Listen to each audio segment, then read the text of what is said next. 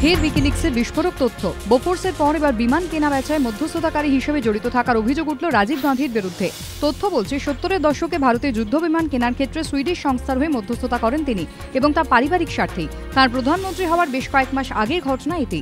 তখন তিনি ইন্ডিয়ান এয়ারলাইন্সের পাইলটের কাজে নিযুক্ত ছিলেন। এই চাঞ্চল্যকর তথ্য ফাঁস হওয়ার পর রাজনৈতিক শিবির বেশ সরগরম হয়ে উঠেছে।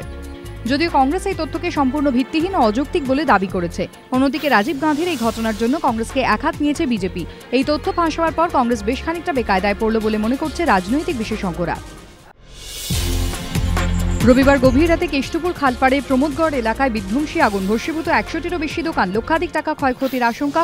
দমকলের 13টি ইঞ্জিন আগুন নিয়ন্ত্রণে আনে। আগুন লাগার কারণ এখনো জানা যায়নি। দমকলের বিরুদ্ধে দেরিতে আসার অভিযোগ স্থানীয় বাসিন্দাদের। এদের কেউ হেপাটাইটিস বিতে আক্রান্ত, কেউ আবার দীর্ঘদিন ধরে ভুগছেন হেপাটাইটিস সিতে।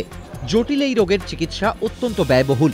বহু রোগীরই বিপুল এই ব্যয়ভার বহনের সামর্থ্য নেই, কিন্তু চিকিৎসা তো করাতে হবেই। তাই সাহায্যে উদ্যোগী এক স্বেচ্ছাসেবী সংস্থার উদ্যোগে গঠিত সংগঠন hepatitis patient forum.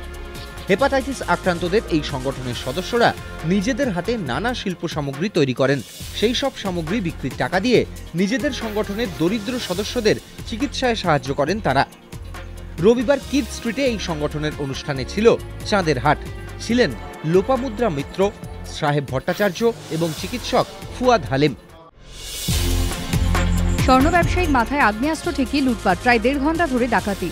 Malda Chanchal থানা থেকে 10 কিলোমিটার দূরে আশাপুর এলাকা স্বর্ণ ব্যবসায়ী শ্রীরাম সাহা। রবিবার গভীর রাতে শ্রীরাম সাহার বাড়িতে হামলা চালায় 10-12 জন দুষ্কৃতীর একটি দল। অভিযোগ, শ্রীরাম সাহার মাথায় আগ্নেয়াস্ত্র ঠেকিয়ে তাকে একটি অন্য ঘরে নিয়ে যায় দুষ্কৃতীরা। এরপর প্রায় 1.5 ঘন্টা ধরে লুটপাট চালায়। এরপর বোমা ফাটাতে ফাটাতে চম্পট দেয় দুষ্কৃতীরা।